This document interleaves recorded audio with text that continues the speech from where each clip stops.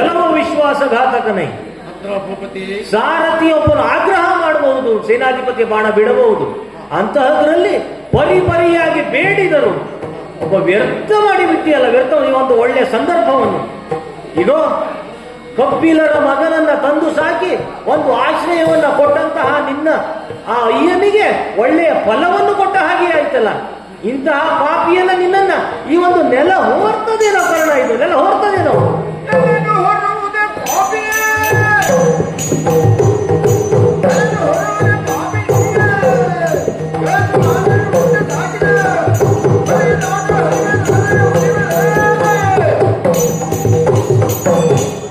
ನಿನ್ನಂತವನಿಗೂ ಒಂದು ಆಶ್ರಯ ಕೊಟ್ಟದ್ದಕ್ಕೆ ಸಾರ್ಥಕ ಆಯ್ತಲ್ಲ.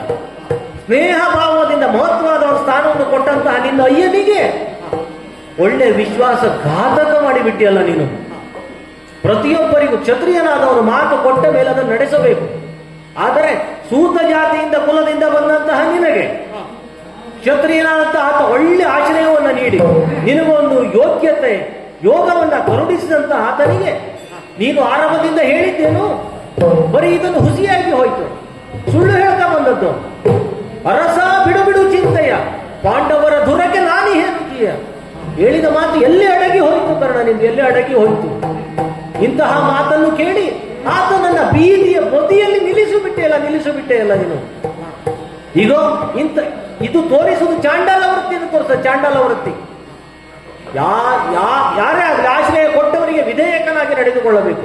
ಮಾತು ಕೊಟ್ಟಿದರೆ ಅದಕ್ಕೆ ವಿಧೇಯಕನಾಗಿ ನಿಬಂಧನೆ ಒಳಪಟ್ಟು ನಡೀಬೇಕು. ಎರಡು ನಾಲಿಗೆ ಇರುವುದು ಹಾವಿಗೆ ಮಾತ್ರ ಅಂದೇ ಅಲ್ಲ, ನಿನಗೂ ಎರಡು ನಾಲಿಗೆ ಆಗಿ ಹೋಯ್ತು. ಹಾಗಿದ್ರೆ ಕೊಟ್ಟ ಮಾತನ್ನು ಇಟ್ಟುಕೊಳ್ಳದ ಮಿಥ್ಯ ಭಾಷೆಯಾಗಿ ಬಿಟ್ಟಿಯಲ್ಲ ನೀನು. ಈಗ ಇಂಥವರನ್ನ ಈ ನೆಲ ಹೊರ್ತದೆಯೋ, ಈ ನೆಲಕ್ಕೆ ಸಲ್ಲಿಸುವ ನೀ ಗೌರವ ಆದರೂ ಏನು, ಹುಟ್ಟಿದ ನೆಲಕ್ಕೆ. ಇಂತಹ ಅಧಪತನಕ್ಕೆ ನೀನು ಗೌರವವನ್ನು ತಂದು ಇಳಿಸ್ತೀಯ ಅಂತಾದ್ರೆ ಅವನ ಪರಮ ಮಿತ್ರನಿಲ್ಲ, ಪರಮ ದ್ವೇಷಿ ಎನ್ನುವುದು ಸಾಬೀತಾಗ್ತದೆ ಈ ಕಾಲಕ್ಕೆ ಅಲ್ವಾ. ಎಂತಹ ಸುಸಂದರ್ಭವನ್ನು, ಈ ಒಂದು ಘಳಿಗೆಯನ್ನು ನೀನು ಕಳೆದುಕೊಂಡು ಬಿಟ್ಟೆಯಲ್ಲ. ಭೂಪತಿ, ಮುಗೀತು ಅನ್ನೋದು ಹೇಳುವುದಕ್ಕಿನ್ನೂ ಉಂಟು, ಎಷ್ಟು ಹೇಳಿದ್ರು ಅರ್ಥ ಆಗುವುದಿಲ್ಲಲ್ಲ. ಕಾರಣ ಉಂಟಯ್ಯ. ಏನು ಕಾರಣ? ಮಾತೆಗಿತ್ತೇನು ಭಾಷೆಯನು ತವ ಜಾತ ವೈವರೊಳಗೆ ಐವರ ಮುರಣದಲ್ಲಿ ಖಾದಿದರೆ ನಾಂತಾಯಿನೆಂಬ ಮಾತಿಗೋಸುಗೆ ನಿನ್ನ ಜಾತರೊಳಗೈವರ ಮುರಣವಿ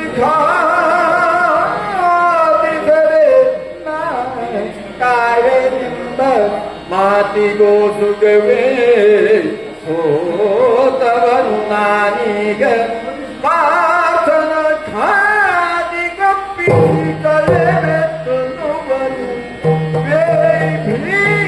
ಬೇರೆಲ್ಲರೂ ಇಲ್ಲಿ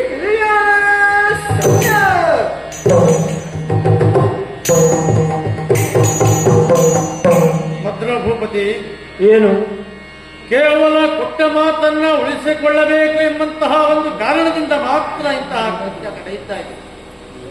ಇಲ್ಲದೆ ಹೋದರೆ ಮತ್ತೊಮ್ಮೆ ಪ್ರಯೋಗವನ್ನ ಮಾಡಿಯಾದರೂ ಪಾರ್ಥನನ್ನ ಕೊಲ್ಲಬಲ್ಲ ಅಂತ ಭಾವಿಸಬಹುದಿತ್ತು. ಕೊಟ್ಟ ಮಾತನ್ನು ಉಳಿಸಿಕೊಳ್ಳುವ ಬಗೆಯೋ ಇದು? ಏನು ಮಾಡೋಣ ಹೇಳಿ. ಅಂತಹ ಸಂಕಷ್ಟದ ಪರಿಸ್ಥಿತಿಯನ್ನು ಅನುಭವಿಸಿ ಬಂದವ ಕಾರಣ ಒಂದು ಕಥೆಯನ್ನ ಹೇಳಬೇಕಾಯಿತು. ಒಂದು ಸಮಯದಲ್ಲಿ ಪಂಚ ಉಷಕಾಲದಲ್ಲಿ ಎದ್ದು ಭಗವಾನ್ ಭಾಸ್ಕರನಿಗೆ ಅರ್ಘ್ಯವನ್ನ ಪ್ರದಾನ ಮಾಡುವಂತಹ ಸಮಯದಲ್ಲಿ ಹೆತ್ತ ತಾಯಿ ಬಂದು ಬೇಡಿದಳು. ನಿರೀಕ್ಷೆಗೆ ಮೀರಿದಂತಹ ಆಗಮನ. ಮಗನೇ ಅಂತ ಹೇಳಿದಳು. ಇಲ್ಲಿಯವರೆಗೆ ಆ ಅಪ್ಯಾಯಮಾನವಾದಂತಹ ಸ್ವರವನ್ನ ಕೇಳಿದ್ದೇ ಇಲ್ಲ. ಹೆತ್ತ ತಾಯಿಯ ತೋಳಿನಲ್ಲಿ ಓಲಾಡಿ ಅವಳ ಎದೆಯ ಹಾಲನ್ನ ಕುಡಿದು ಬೆಳೆಯುವಂತಹ ಭಾಗ್ಯವನ್ನು ನಾನು ಪಡೆಯಲಿಲ್ಲ. ಕೇವಲ ಈ ಕರ್ಣ ಒಬ್ಬ ಬಿತ್ತಿದ ಬೀಜವಾಗಿ ಪರಿಣಮಿಸದೆ ಹೊಲಕ್ಕೆ ಬಿತ್ತುವುದಕ್ಕೆ ಅಂತ ಒಯ್ಯುವಾಗ ಬಿದ್ದು ಹುಟ್ಟಿದಂತಹ ಭಕ್ತನ ಆ ಬೀಜವಾಗಿ ಪರಿಣಮಿಸಿರುತ್ತಾವ ಶಲ್ಯ. ಆದರೂ ತಾಯಿ ಎಂಬಂತಹ ಮಮಕಾರ ನನ್ನ ಅಂತರಂಗದಿಂದ ದೂರ ಆಗಲಿಲ್ಲ. ಕೊನೆಯ ಕಾಲದಲ್ಲಾದರೂ ತಾಯಿಯನ್ನ ಕಾಣುವಂತಹ ಯೋಗ ಬಂತು ಅಂತ ಭಾವಿಸಿದಂತಹ ನಾನು, ಅಮ್ಮ ನಾನಿಂದೇನಾಗಬೇಕು ಅಂತ ಕೇಳಿದೆ. ಅಧಿರಥರ ಆದಾಯ ಅಲ್ವೋ? ಅಲ್ಲಪ್ಪ, ಹೆತ್ತವಳು ಸಾಕಿದವಳು ರಾಧೆಯಾದಳು, ಹೆತ್ತವಳು ಕುಂತಿದೇವಿ. ಆಮೇಲೆ ಗೊತ್ತಾಯಿತು. ಇದು ಗೊತ್ತಾದದ್ದು ಯಾವಾಗ? ಸಂಧಾನಕ್ಕೆ ಬಂದಾಗ ಕೃಷ್ಣ ನನ್ನನ್ನ ಕರೆದು ಮಾತಾಡುವ ನಿಮಿತ್ತವಾಗಿ ಕರೆದ. ಅಲ್ಲಿಯೇ ನನ್ನ ಕುಲದ ಗುಟ್ಟನ್ನ ಹೇಳಿಬಿಟ್ಟು ನಾವು. ಆವಾಗಲೇ ಕುಂತಿ ದೇವಿ ನನ್ನ ತಾಹಡದ ತಾಯಿ ಅಂತ ತಿಳಿದದ್ದು. ಅಲ್ಲಿವರೆಗೆ ಅಜ್ಞಾತದಲ್ಲಿತ್ತು. ಆಮೇಲೆ ಹೆತ್ತ ತಾಯಿಯೇ ಮತ್ತು ಮಗನಲ್ಲಿ ಅಂಗಲಾಚಿದಾಗ ಒಳ್ಳೆ ಅಂತ ಹೇಗೆ ಹೇಳು. ಆಗ ಕೊಟ್ಟೆ ಅಮ್ಮ, ನೀನೇನು ಕೇಳು ಕೊಡ್ತೇನೆ ಅಂತ ಹೇಳಿದೆ. ಆಗ ಆಡಿದ ಮಾತು, ಕುಮಾರ ತನಗೆ 5 ಜನ ಮಕ್ಕಳು, ಆ 5 ಮಕ್ಕಳನ್ನ ಕಾದು ಅಂತ ಕೇಳಿದೆ. ಮಾತು ಕೊಟ್ಟು ನಾವು ನನ್ನನ್ನ ಪಾರ್ಥನನ್ನ ಉಳಿದು 5, ನನ್ನನ್ನ ಸೇರಿ 5, ಅಥವಾ ನನ್ನನ್ನ ಬಿಟ್ಟು ಉಳಿದವರ 5 ಜನ, ಒಟ್ಟು 5 ಮಕ್ಕಳಿಗೆ ನನಗೆ ಚ್ಯುತಿ ಬರದ ಹಾಗೆ ನಾನು ನೋಡ್ತೇನೆ ಅಂತ. ಆಮೇಲೆ ಮತ್ತೊಂದು ಮಾತನ್ನ ಕೇಳಿದೆ, ಮಗು ಯಾವ ಕಾಲಕ್ಕೂ ತೊಟ್ಟಂಬನ್ನ ತೊಡೆದಿರುವ ಭಾಷೆಯನ್ನ ಕೊಡು ಅಂತ ಹೇಳಿದರು. ಅದನ್ನು ಕೊಟ್ಟು ಬಿಟ್ಟು ಶಲ್ಯ. ಹಾಗಾಗಿ ಆ ಕೊಟ್ಟ ಮಾತಿಗಾಗಿ ಮತ್ತೊಮ್ಮೆ ನಾನು ಕೊಡುವುದಕ್ಕೆ ಮುಂದಾಗಲಿಲ್ಲ. ಹಾಗೆಂತ ಹೆದರುವ ಭೀತಿ ಪಡುವ ಅವಶ್ಯಕತೆ ಇಲ್ಲ. ಗೋಣಿಯುಧದಲ್ಲಿ ಮತ್ತಷ್ಟು ಬತ್ತಳಿಕೆಯಲ್ಲಿ ಮತ್ತಷ್ಟು ಬಾಣಗಳುಂಟು, ಅದರಿಂದ ಜಯಿಸ್ತೇನೆ. ಇಷ್ಟು ಹೇಳ್ತೀಯಲ್ಲ ನೀನು. ಈ ಪಕ್ಷದಲ್ಲಿ ಹೆಸರಿಗಿದ್ದು ಅನುಕಂಪ ಇರುವುದು ಆ ಪಕ್ಷದಲ್ಲೂ. ಈ ನಂಬಿ ಹಿಡಿದ್ರೆ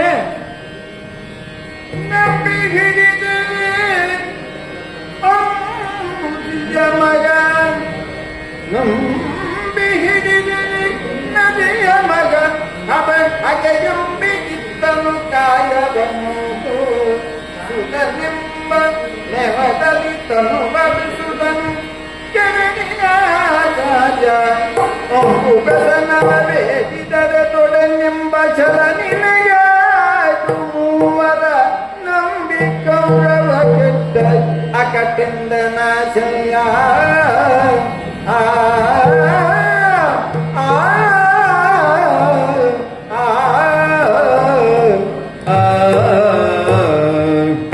ನಿನ್ನ ಮಾತನ್ನು ಕೇಳಿದ್ರೆ ನಿಮ್ಮೊಳಗೆ ಬೇರೆ ಬೇರೆ ಪ್ರತಿಜ್ಞೆಯು ನಡೀತದೆ, ಮಾತು ಕೊಡುವುದು ನಡೀತದಲ್ವೋ?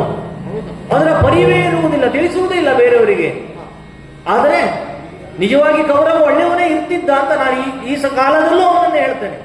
ಗೌರವ ಒಳ್ಳೆಯವನೇ, ಹಾಳಾಗಿದ್ದು ಯಾರಿಂದ ಗೊತ್ತುಂಟು? ನಂಬಿಕೆಗೆ ಅನರ್ಹವಾದ ನಿನ್ನಂತ ಮಿತ್ರ ಭೀಷ್ಮ ದ್ರೋಣರಿಂದ ಹಾಳಾಗಿತ್ತು ಆತ. ಆದರೆ ನನಗೂ ಪಾಂಡವರು ವಿದ್ವೇಷದ ಪಡೆಯುವಂತ, ವಿದ್ವೇಷದಿಂದ ಮುಂದೆ ಯುದ್ಧಕ್ಕೆ ಸಾಗುವಂತ ನನಗೆ ಅನಿವಾರ್ಯತೆ ನನಗೇನಿತ್ತು ಅಂತ ಬೇಡವು. ಅವರಿಗೆ ನಾನು ಮಾವ ಅಲ್ವ. ಆದರೂ ಮಾತಿನ ನಿಬಂಧನೆಗೆ ಒಳಪಟ್ಟು ಈ ಪಕ್ಷದಿಂದ ಸಾರಥಿಯಾಗಿ ಮುನ್ನಡೆಸ್ತಾ ಇದ್ದೇನೆ. ಇಲ್ವೋ? ಕರ್ತೃತ್ವದ ಹೊಣೆಗಾರಿಕೆ ನನಗುಂಟು. ಅದನ್ನು ಪ್ರಾಮಾಣಿಕವಾಗಿ ಸಲ್ಲಿಸುವುದು ನನ್ನ ಆದ್ಯ ಕರ್ತವ್ಯವೂ ಆಗಿರುತ್ತದೆ. ಅಂತಹದ್ರಲ್ಲಿ ಪ್ರತಿಯಾಗಿ ಪರಿಯಾಗಿ ಬೇಡಿದರೂ ಕೂಡ ಏನು ಮಾತೆಗಿದ್ದನು ಭಾಷೆಯ ಅನುಕಂಪ, ಪ್ರೀತಿ, ಪ್ರಾಮಾಣಿಕೆ ಎಲ್ಲವೂ ನಮಗೂ ಉಂಟು. ಎಲ್ಲವನ್ನು ಬಿಟ್ಟು ಯೋಧ ನ್ಯಾಯೇನ ರಣಾಂಗಣದಲ್ಲಿ ಹೇಗಿರಬೇಕು ಹಾಗೆ ಇರುವುದಕ್ಕೆ ನನ್ನ ದೇಹವನ್ನು, ನನ್ನ ಮನಸ್ಥಿತಿಯನ್ನು ತೊಡಗಿಸಿಕೊಂಡವನು ನಾನು. ಇಂಥವರನ್ನ ಅಲ್ಲ, ನಿನ್ನ ಜೊತೆಗೆ ನಾನು ಸಾರಥಿಯಾಗಿ ಕಳೆದನಲ್ಲ ಇಷ್ಟು ಹೊತ್ತ. ನನ್ನ ತಲೆಯನ್ನು ಯಾವ ಕಲ್ಲಿಗೆ ಹೋಗಿ ಕಲ್ಲಿನ ಜೊತೆ ಸೆಣಸಾಡಬೇಕೋ ಗೊತ್ತಿಲ್ಲ. ಕಲ್ಲಿನ ಜೊತೆ ತಲೆಯನ್ನ ಕೊಟ್ಟು ಕುಟ್ಟಿದರೂ ಕೂಡ ಅದು ಮೂರ್ತಿ ಆಗಬಹುದಿತ್ತು. ನಿನ್ನ ಜೊತೆ ಸೆಣಸಾಡಿದ್ರೆ ನೀನೊಬ್ಬ ಮನುಷ್ಯ ಆಗ್ಲಿಲ್ಲಲ್ಲ. ಈಗೋ ನಿನ್ನಂತವನ ಜೊತೆ ಸಾರಥಿಯಾಗುವ ಅವಶ್ಯಕತೆ ನನಗೇನುಂಟು? ಈಗೋ ನನ್ನ ಮಾತಿಗೆ ನಿನ್ನಲ್ಲಿ ಬೆಲೆ ಇಲ್ಲಲ್ವೋ? ನಿನ್ನ ಮಾತಿಗೆ ನಾನು ಬೆಲೆ ಕೊಟ್ಟು ನಾನಿಲ್ಲಿರಬೇಕು.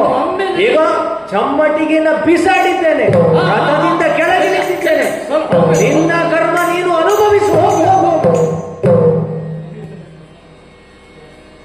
ಅಂತೂರ ಚಮ್ಮಟಿಗೆಯನ್ನ ಬೀಸಾಡಿ ಹೋಗಿಬಿಟ್ಟ. ಮರ್ಮದ ಮಾತನ್ನಾಡಿದ. ನಿನಗೆ ಹಾಗೆ ಪುಟ್ಟ ಮಾತನ್ನು ಉಳಿಸಿಕೊಳ್ಳಬೇಕು ಎಂಬುದುಂಟು, ತನಗೂ ಹಾಗೆ ಉಂಟು ಅಂತ. ಇವ ಯಾರಿಗೇನು ಮಾತೋ ಏನು, ಅಂತೂ ಮಧ್ಯದಲ್ಲಿಯೇ ಬಿಟ್ಟು ಹೋಗಿದ್ದಾನೆ.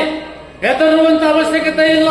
ಮಹಾರಥಿಯಾದವನಿಗೆ ಸಾರಥಿತ್ವವನ್ನು ಕೈಕೊಂಡು ಕಾಲಿಗೆ ವಾಘೆಯನ್ನ ಬಂಧಿಸಿ ಕೈಯಲ್ಲಿ ನಿಲ್ಬಾಣಗಳನ್ನು ಹಿಡಿದು ಯುದ್ಧವನ್ನು ಮುಂದುವರಿಸ್ತೇನೆ. ನೋಡೋಣ.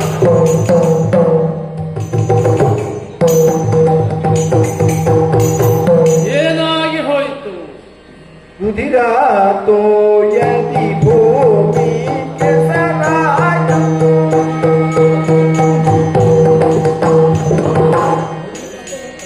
ಕುದಿರಾತೋ ಯದಿ ಭೂಮಿ ಕೆಸರಾಯ ರಥ ಮೂಡಿ ಬಂದರಳು ಆನಂದನನ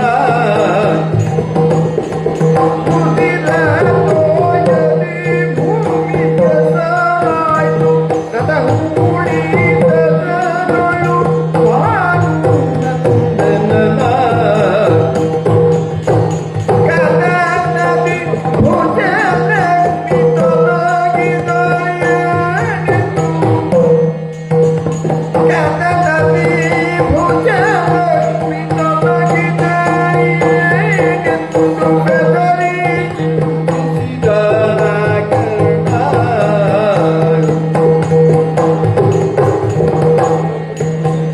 ಕದನದಿ ಭುಜಲಕ್ಷ್ಮಿ ತೊಲಗಿದಯನೆಂದು ಬೆದರಿ ಚಿಂತಿಸಿದರ ಕರ್ಣ.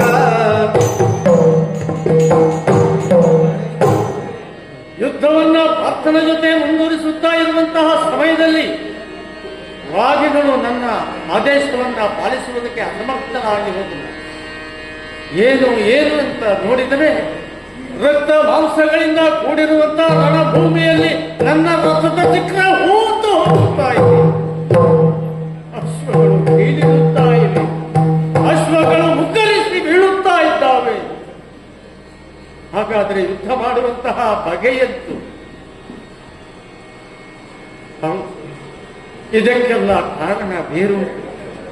ಒಂದೊಂದು ಸಮಯದಲ್ಲಿ ಬಾಲ್ಯತನದಲ್ಲಿ ಖಡ್ಗವಿದ್ಯೆಯನ್ನ ಅಭ್ಯಾಸ ಮಾಡುವಾಗ ವರಸೆಯನ್ನ ತಿರುಗುತ್ತಾ ಖಡ್ಗವನ್ನ ಎಸೆಯುತ್ತ ಅಭ್ಯಾಸ ಮಾಡುವಂತಹ ಪ್ರದೇಶದಲ್ಲಿ ಒಂದು ಹಸು ಆಕಸ್ಮಿಕವಾಗಿ ಬಂದು ಹೋಯಿತು. ಕಲ್ಪನೆಗೂ ಮೀರಿ ಅವಳ ಆ ಹಸುವಿನ ಆಗಮನ ಆಗಿ ಹೋಯಿತು. ಖಡ್ಗವನ್ನ ಬೀಸಾಕುವಂತಹ ಸಮಯದಲ್ಲಿ ಆಕಸ್ಮಿಕವಾಗಿ ಹೋಗಿ ಆ ಗೋವಿನ ಕತ್ತನ್ನ ಕತ್ತರಿಸುವುದಕ್ಕೆ ಮುಂದಾಗಿತ್ತು. ಪ್ರಮಾದದಿಂದ ನಡೆದು ಹೋದಂತಾಗುತ್ತದೆ. ಆದರೆ ಅದು ಒಂದು ಬ್ರಾಹ್ಮಣರ ಗೋವಾಗಿತ್ತಂತೆ. ಗೋವಿನ ಮರದಲ್ಲಿಯೇ ಬದುಕುವವರು ಬ್ರಾಹ್ಮಣರಾದರಂತೆ. ಗೋವನ್ನ ಕಳೆದುಕೊಂಡಂತಹ ಬ್ರಾಹ್ಮಣ ದಂಪತಿಗಳು ಕಣ್ಣೀರಿಟ್ಟು ಶೋಕ ಸಾಗರದಿಂದ ಮುಳುಗಿದರು. ಅಂತಹ 1000 ಗೋವುಗಳನ್ನ ಕೊಡಬಲ್ಲೆ ನಾವು ಅಂತ ಹೇಳಿದರೆ ಅಂತರಂಗ ಬೇಗುದಿಯನ್ನ ಹೊಂದಿರುವಂತಹ ಬ್ರಾಹ್ಮಣರು ಶಾಪವನ್ನ ಕೊಟ್ಟರು. ಮುಂದೊಂದು ದಿವಸ ನೀನು ಯುದ್ಧ ಕಣದಲ್ಲಿ ಯುದ್ಧವನ್ನ ಮಾಡುತ್ತಿರುವ ಕಾಲದಲ್ಲಿ ನಿನ್ನ ರಥದ ಚಕ್ರ ಹೋಗಲಿ. ಬ್ರಾಹ್ಮಣ ಶಾಪ ಸುಳ್ಳಾಗುವುದಕ್ಕಂತೆ ಆ ಶಾಪದ ನಿಮಿತ್ತವಾಗಿ ನನ್ನ ರಥದ ಚಕ್ರಗಳು ಭೂಮಿಯಲ್ಲಿ ಹುಗಿದಿದ್ದಾವೆ, ಅಲ್ಲಾಡುವುದಕ್ಕೂ ಸಾಧ್ಯ ಇಲ್ಲ. ಹಾಗಾದ್ರೆ ಏನು ಮಾಡೋಣ? ಸುಯೋಧನ ನನ್ನನ್ನ ತಂದು ಸಾಕಿ ಸಲಹಿದವ. ಗತಿ ಗೋತ್ರ ಇಲ್ಲದೆ ಕೇವಲ ಬೆತ್ತದ ಹುಡುಗ ಎಂಬ ಕಾರಣದಿಂದ ಮೂಲೆ ಗುಂಪಾಗಬಲ್ಲ ಕರ್ಣನ ಜೀವನವನ್ನ ಪ್ರಪಂಚಕ್ಕೆ ತೋರಿಸಿಕೊಟ್ಟವ ನಮ್ಮೊಡೆಯ ಸುಯೋಧನ. ಬಿದ್ದ ಊಟದಲ್ಲಿ ಆಟದಲ್ಲಿ ಕೂಟದಲ್ಲಿ ಕರ್ಣನನ್ನ ಬಿಟ್ಟು ಇಲ್ಲ. ತನ್ನನ್ನೇ ತಾನು ಸಮರ್ಪಣೆ ಮಾಡಿಕೊಂಡ. ಯಾಕೆ? ಒಂದು ಆತ್ಮವಿಶ್ವಾಸದಿಂದ. ಕರ್ಣನಿಂದ ತನ್ನ ಬಯಕೆ ಈಡೇರಿತು. ತನ್ನ ಶತ್ರು ಸಂವಾದ ಕರ್ಣನಿಂದ ಆಗಿತ್ತು.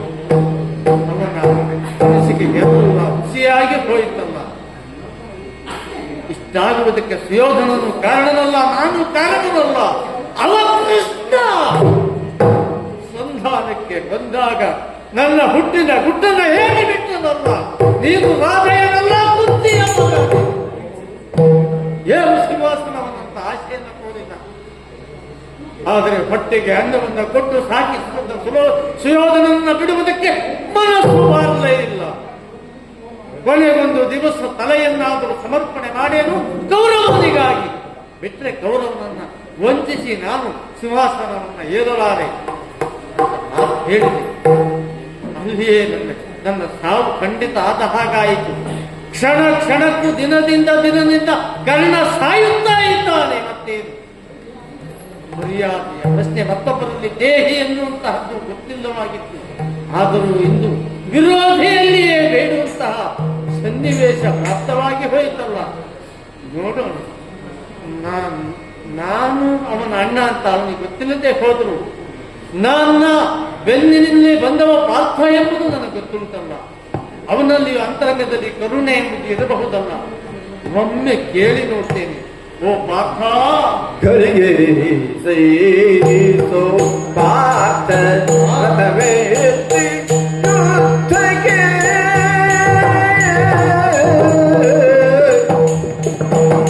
ಗಳಿಗೆ ಸೈರಿಸೋ ಗಳಿಗೆ ಸೈರಿಸೋ ಪಾರ್ಥ ರಥವೇತ್ತಿ ಯುದ್ಧಕ್ಕೆ ನಿಲ್ಲುವೆಯೇ ಲೌಕಿಕ ವೈದಿಕಗಳ ಲೌಕಿಕ ವೈದಿಕಗಳ ತಿಳಿದಾದ ನೈವೆ ಮಗನ ಸತ್ಯಹೀನರ ತಿಳಿದಾದ ನೈವೆ ಮಗನ ಸತ್ಯಹೀನರ ಕೊಲಬಾರೆಯದೆ ಕಾಲಬಲ್ಲೆಯರಾಗ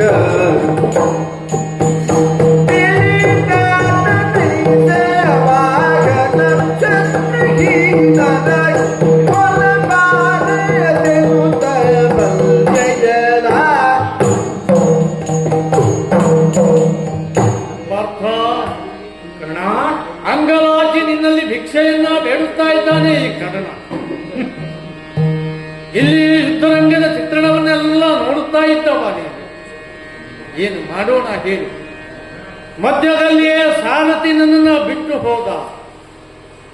ಆಮೇಲೆ ಸಾರಥಿತ್ವವನ್ನು ಮಾಡಿ ನಿನ್ನೊಡನೆ ಯುದ್ಧವನ್ನು ಮುಂದುವರಿಸಿದೆ.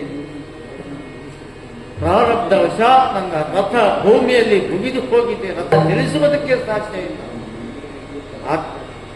ಆದ್ದರಿಂದ ನಿನ್ನಲ್ಲಿ ಯಾಚಿಸುತ್ತಾ ಇದ್ದೇನೆ ಒಂದು ಅರೆಗಳಿಗೆ ಸಮಯವನ್ನ ಮಾತ್ರ.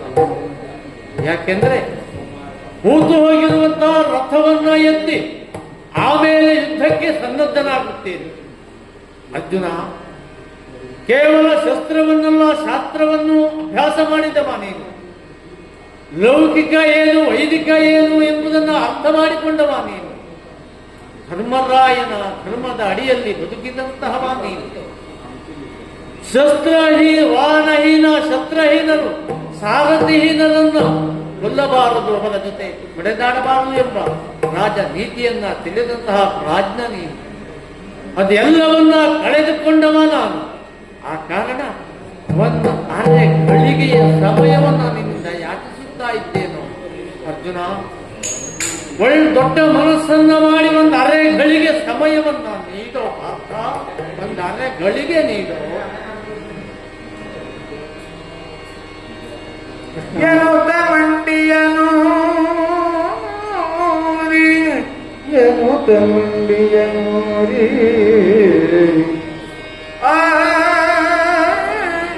ಚಂದನಕ್ಕೆ ಮುಂಗೈ ಕೊಡಲು ಎನ್ನುತ್ತ ಮಂಡಿಯನು ಚಂದನಕ್ಕೆ ಮುಂಗೈ ಕೊಡಲು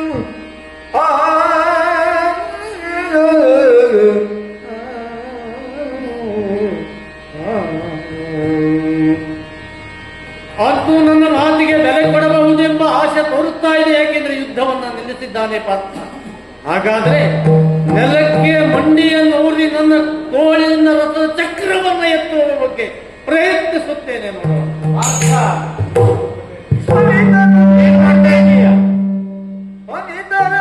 ಹರಿ ಕಂಡ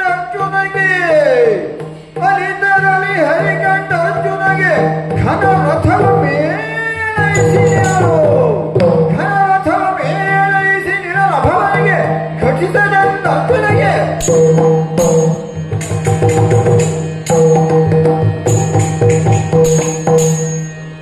ಪಾರ್ಥ ಇದೇನ್ ನೋಡ್ತಾ ಇದ್ದೀಯ? ವೈರಿಯನ್ನು ಕೊಲ್ಲುವ ಸಮಯವಿದು. ನೋಡು, ಅವನ ಚಕ್ರವನ್ನು ಎತ್ತಿದ ಅಂತ ಆದರೆ ಹೂತು ಹೋಗಿರುವಂತಹ ಚಕ್ರ ಮೇಲೆ ಬಂದರೆ ಖಂಡಿತವಾಗಿಯೂ ಅವನನ್ನು ಎದುರಿಸುವಂತಹ ಸಾಮರ್ಥ್ಯ ನಮ್ಮಲ್ಲಿ ಬರೋದಿಲ್ಲ. ಶಿವನೇ ಆದರೂ ಕೂಡ ಅವನನ್ನು ಮಣಿಸಲಾರ, ಅಷ್ಟೊಂದು ಪರಾಕ್ರಮಿಯಾಗಿದ್ದಾನೆ. ಯಾಕೆ? ಚಕ್ರ ರಥದ ಪ್ರಧಾನಭೂತವಾದಂತಹ ಒಂದು ಅಂಗ. ರಥಾಂಗ ಯಾವುದು? ಚಕ್ರ. ಚಕ್ರವೇ ಹೂತು ಹೋಗಿರುವಂತಹ ಈ ಸಮಯ ಇದು ವೈರಿಯನ್ನು ಕೊಡುವ ಸಮಯ. ಯಾರು ಸಮಯಕ್ಕೆ ಸರಿಯಾಗಿ ಕೆಲಸ ಮಾಡುವುದಿಲ್ಲವೋ ಅವರು ಖಂಡಿತವಾಗಿಯೂ ಯಶಸ್ವಿಯಾಗಲಾರರು. ಆದ್ದರಿಂದ ಈ ಸಮಯದಲ್ಲಿ ನೀನು ಹಿಂದೆ ಮುಂದೆ ಯೋಚನೆ ಮಾಡಬೇಡ. ನಮ್ಮ ಕೆಲಸ ಯಶಸ್ವಿಯಾಗಬೇಕು ಅಂತಾದ್ರೆ, ನಾವು ಯಶಸ್ವಿಗಳಾಗಬೇಕು ಅಂತಾದ್ರೆ ಆ ಯಶಸ್ಸಿಗೆ ಕಾರಣಭೂತವಾದದ್ದು ಸಮಯ ನೋಡಿ ತಟ್ಟುವುದು. ಆದ್ದರಿಂದ ಇದು ಸಮಯ, ಬಾಣ ಪ್ರಯೋಗ ಮಾಡು. ನೋಡಿದ್ದೇನೆ, ಭೂಮಿಯಲ್ಲಿ ರಥವು ಕೂತಿದೆ. ಎಲ್ಲವನ್ನು ನನ್ನ ಅಸಹಾಯಕತೆಯಿಂದ ನಮ್ಮಲ್ಲಿ ತೋರಿಸ್ಕೊಳ್ತಾ ಇದ್ದಾರೆ. ಅದಕ್ಕಾಗಿ ಭೂಮಿಯೂ ಕೂಡ ಇವನನ್ನು ಹೋಗಲಿಲ್ಲ, ಹುಟ್ಟಿದಾಗ ನೀರು ಕೂಡ ಇವನನ್ನು ಹೋಗಲಿಲ್ಲ. ನೋಡಿದಾಗ ಯಾದವೋತ್ತಮ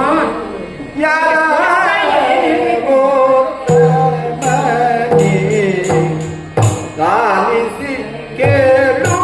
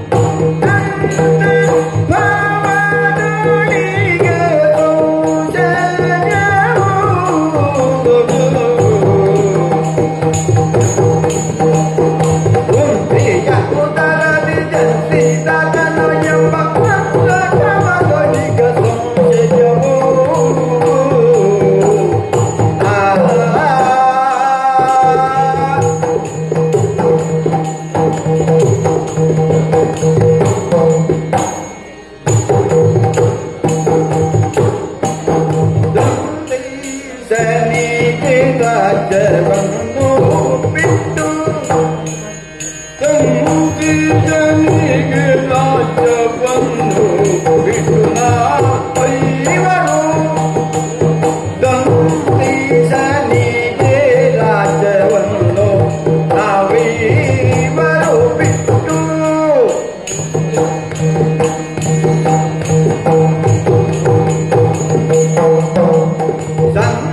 ಸಂತೋಷದಲ್ಲಿ ನಾವು ಮನೆಗೆ ಹೋಗುವೆವು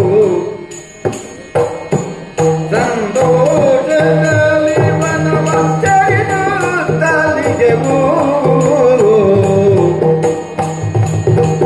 ಯಾದವೋತ್ತಮ ನಿಲಾಲಿಸಿ ಕೇಳು ನಿಲಾಲಿಸಿ ಕೇಳು ಯಾದವೋತ್ತಮ ನಿಲಾಲಿಸಿ ಕೇಳು. ದೇವೋತ್ತಮ ಕೃಷ್ಣ, ಅರ್ಜುನ, ಈ ಸಂದರ್ಭದಲ್ಲಿ ಏನಾಯಿತು?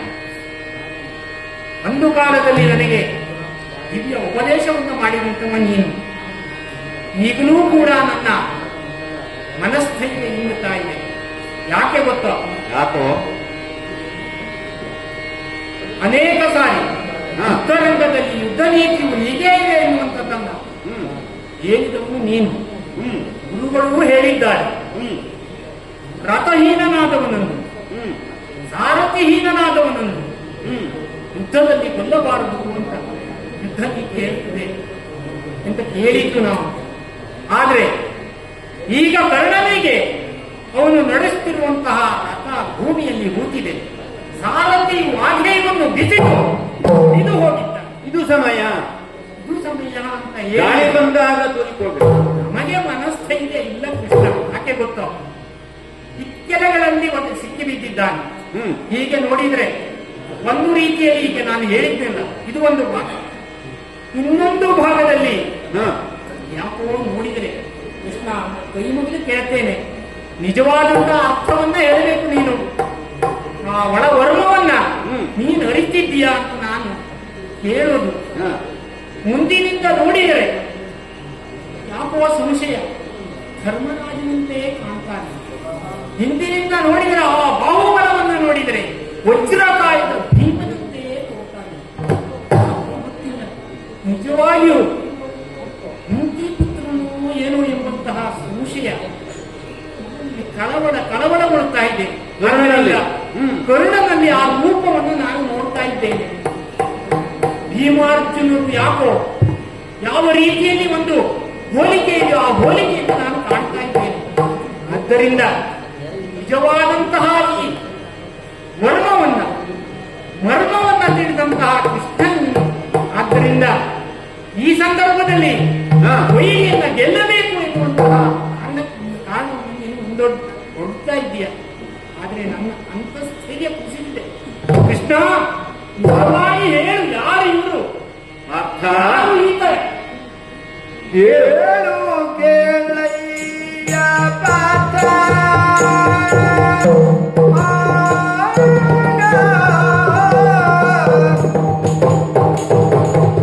ಕೇಳಯ್ಯ ಪಾತ್ರ ಕೇಳು ಕೇಳಯ್ಯ ಪಾತ್ರ ನೀನೆಂಬ ಮಾತ ಕೇಳಿ ಸಂತಸವಾಯ್ತು ಮನಕ್ಕೆ. ನೀನೆಂಬ ಮಾತ ಕೇಳಿ ಸಂತಸವಾಯ್ತು ಖ್ಯಾತ ಕೇಳಿ ಸಂತಸವಾಯ್ತು ಖ್ಯಾತ. ಮೂಳ ಕೌರವನ ಕಂಕುಲಕ್ಕೆ ಮೂಳ ಕೌರವನ ಕಂಕುಲಕ್ಕೆ ತಾನು ಓಲಾಗಿಸುತ್ತಲಿಗೆ ನನಗೆ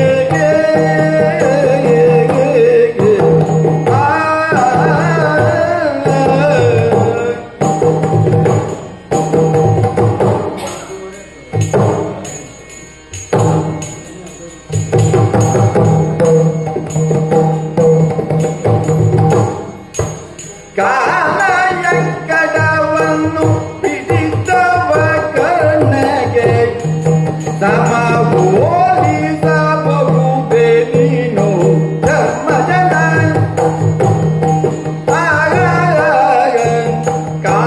ಕಾಲಯಂಕಡವನ್ನು ಹಿಡಿದವಗೆ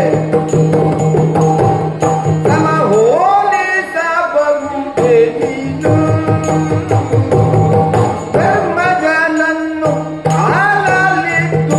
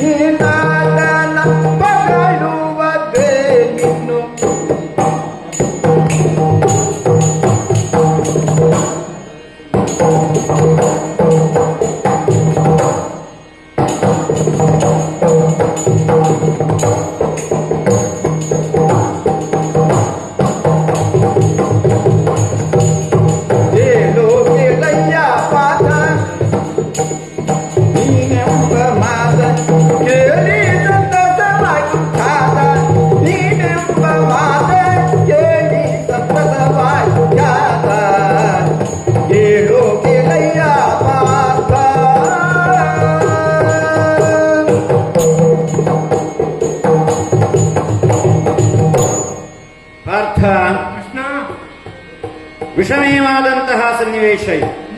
ಯುದ್ಧ ರಂಗದಲ್ಲಿ ನಾವಿದ್ದೇವೆ. ಯುದ್ಧಕ್ಕೋಸ್ಕರ ಸಿದ್ಧರಾಗಬೇಕು. ಹೌದು.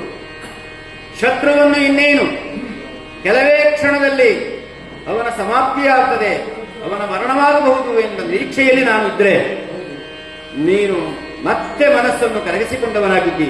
ಹೌದು ಕೃಷ್ಣ. ಅಲ್ಲ, ಯಾರನ್ನು ನೀನು ಹೋಲಿಸ್ತಾ ಇದ್ದೀನಿ, ಯಾರನ್ನು ಯಾರಿಗೆ ಹೋಲಿಸ್ತಾ ಇದ್ದೇನೆ ಎಂಬುದನ್ನು ನೀನು ಸ್ವಲ್ಪ ವಿಚಾರ ಮಾಡಿ ನೋಡಿ. ಅಣ್ಣ ಧರ್ಮಜನಂತೆ ಕಾಣ್ತದೆ, ಭೀಮನಂತೆ ಕಾಣ್ತಾನೆ.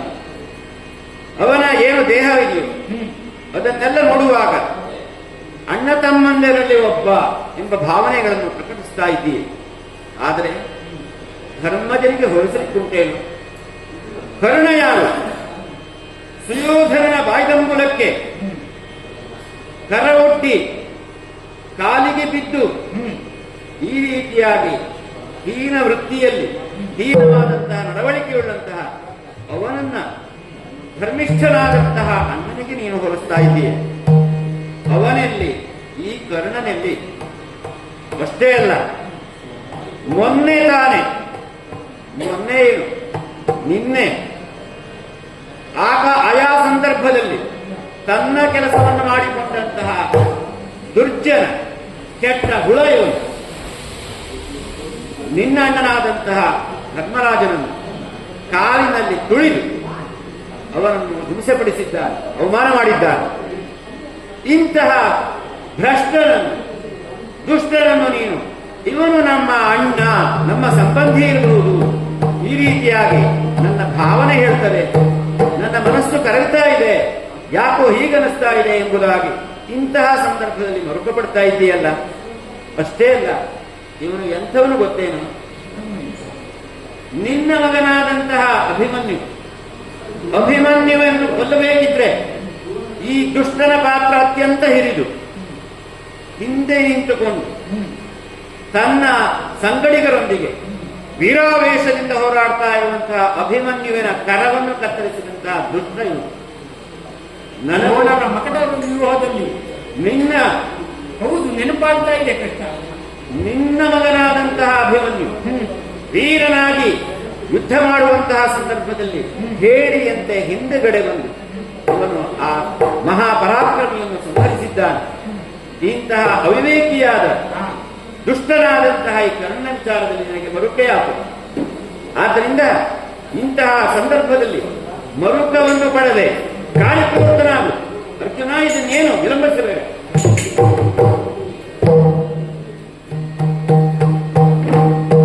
ಶಿವ ಶಿವ ಸಾರದೊಳು ದೈಸೋದೇನಯ್ಯೋ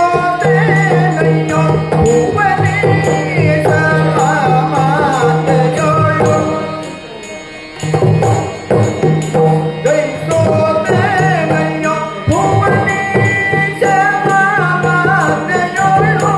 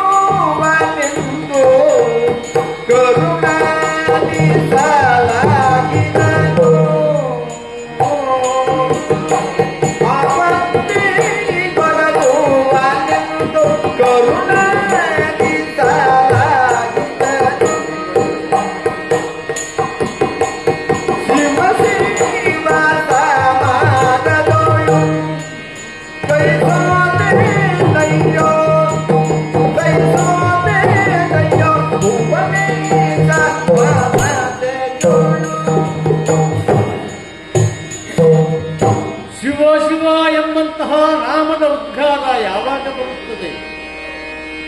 ತನ್ನ ಜೀವಿತದ ಅವಧಿ ಮುಗಿಯುವ ಕ್ಷಣ ಬಂದಾಗ ಮಾತ್ರ ಶಿವ ಶಿವ ಅಂತ ಬರುತ್ತದೆ. ಅಲ್ಲದೆ ಹೋದರೆ ದೇಹ ಆಘಾತವನ್ನ ಹೊಂದಿದಾಗ ಶಿವನೇ ಅಂತ ಬರುತ್ತದೆ. ಅಂತೂ ಕಷ್ಟದ ಕೊನೆಯ ಕಾಲದಲ್ಲಿ ಶಿವನೇ ಏನು ಮಾಡಲಿ, ಶಿವನೇ ಗತಿ ಎಂಬಂತಹ ಉದ್ಗಾರ ಬರುತ್ತದೆ. ಹಾಗಾಯಿತು ನನ್ನ ಪರಿಸ್ಥಿತಿ. ಕ್ಷೇತ್ರದಲ್ಲಿ ಒಬ್ಬನೇ ಆಗಿ ಯುದ್ಧವನ್ನು ಮಾಡುವಂತಹ ಪರಿಸ್ಥಿತಿ ಬಂದು ಹೋಯಿತು. ಪ್ರಾರ್ಥನೆಯಲ್ಲಿ ಬೇಡಿಕೊಂಡೆ, ಭಿಕ್ಷೆಯನ್ನ ಯಾಚಿಸಿದೆ. ವಿಳಂಬ ಮಾಡಿದರೆ ಕೆಟ್ಟು ಹೋಗ್ತದೆ. ನೀನು ವಿಳಂಬ ಮಾಡ್ತೀಯ ಅಂತ ಆದ್ರೆ ನಾನು ನಿನ್ನ ಅಣ್ಣನಾದಂತಹ ಭೀಮಸೇನ ಅವರನ್ನ ಒಳಗೊಂಡು ಈಗ ನಾನು ಅವರನ್ನ ಮುಗಿಸ್ತೇನೆ. ನೋಡು, ವಿಳಂಬಿಸಬೇಡ. ಕೃಷ್ಣ,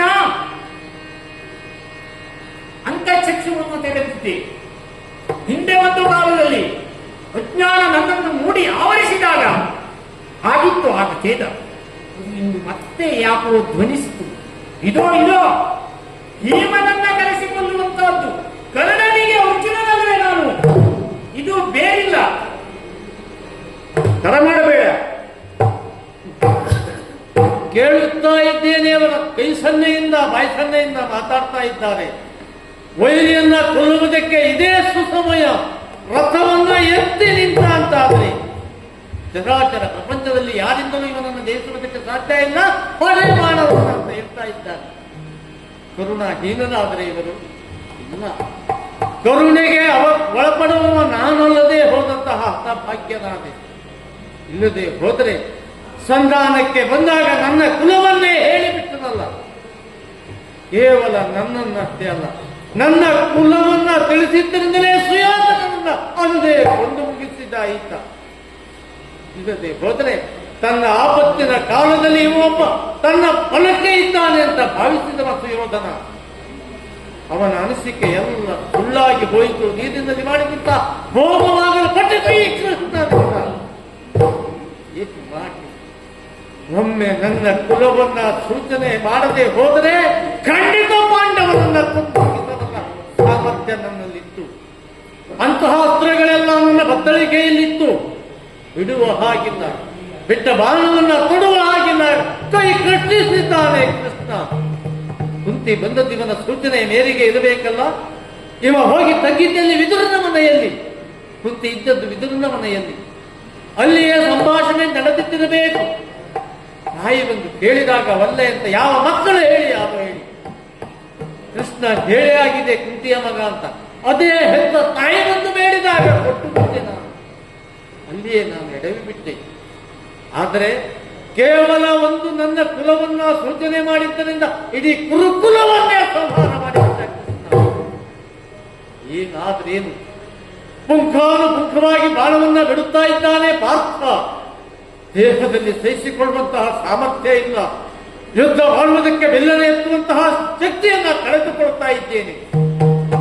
ಹೌದು, ಇದು ಕರ್ಣನ ಕೊನೆಯ ಅವಸಾನದ ಸಂದರ್ಭ. ಇದು ಈಗ ಮಾಡಬೇಕಾದಂತಹ ಕರ್ತವ್ಯವೇನು? ಭಗವಂತನನ್ನೇ ಕಾಣುವುದು. ಅದಕ್ಕಾಗಿ ಈ ರಣಕ್ಷೇತ್ರದ ಮಧ್ಯದಲ್ಲಿಯೇ ಪದ್ಮಾಸನವನ್ನ ಬಲಿದಿದ್ದೇನೆ. ಎನ್ನುತ್ತ ಹೃದಯ ಭಜ, ಎನ್ನುತ್ತ ಹೃದಯ ಕಮಲ ಮಧ್ಯದಿ ಪನಜರಾಭನ ಸ್ಥಿರಗೊಳಿಸಿ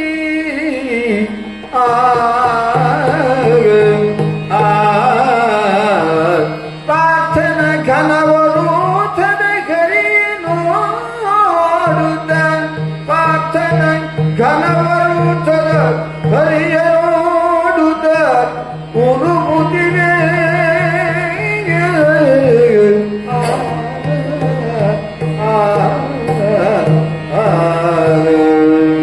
ಕೊನೆಯ ಕ್ಷಣದಲ್ಲಿ ಭಗವದ್ ದರ್ಶನವನ್ನ ಬಯಸುತ್ತಾ ನಾನು ಪದ್ಮಾಸನವನ್ನ ಬಲಿದಿದ್ದೇನೆ. ಅಂತರಂಗದಲ್ಲಿ ನೀಲಮೇಘ ಶ್ಯಾಮನಾಗಿರುವಂತಹ ಆ ಶ್ರೀಮನ್ನಾರಾಯಣನನ್ನ ಮೂರ್ತಿಯನ್ನ ಸ್ಥಾಪಿಸಿದ್ದೇನೆ. ಆನಂದ ಭಸ್ಮದಿಂದ ಅವನ ಕೈ ಕಾಲ್ಮೀಗಳನ್ನು ತೊಳಿತಾ ಇದ್ದೇನೆ. ಪ್ರತ್ಯಕ್ಷವಾಗಿ ನರನ ರಥದಲ್ಲಿ ಕುಳಿತು ಚಮ್ಮಟಿಗೆಯನ್ನ ಹಿಡಿದಿರುವಂತಹ ಕೃಷ್ಣನನ್ನ ಹೊರಗಿನ ಕಣ್ಣಿನಿಂದ ನೋಡ್ತಾ ಇದ್ದೇನೆ. ಅಂತ ಚಕ್ಷುವಿನಿಂದ ಭಗವಾನ್ ನಾರಾಯಣನನ್ನ ನೋಡುತ್ತಾ ಅವನನ್ನೇ ಸ್ಮರಣೆ ಮಾಡುತ್ತಾ ಇಲ್ಲಿಯೇ ಕುಳಿತು ಬಿಡುತ್ತೇನೆ. ನೋಡೋಣ. ಪ್ರಪಂಚದಲ್ಲಿ ಯೋಗಿಗಳು, ತ್ಯಾಗಿಗಳು, ಭೋಗಿಗಳು ಎಂಬುದಾಗಿದ್ದಾರೆ.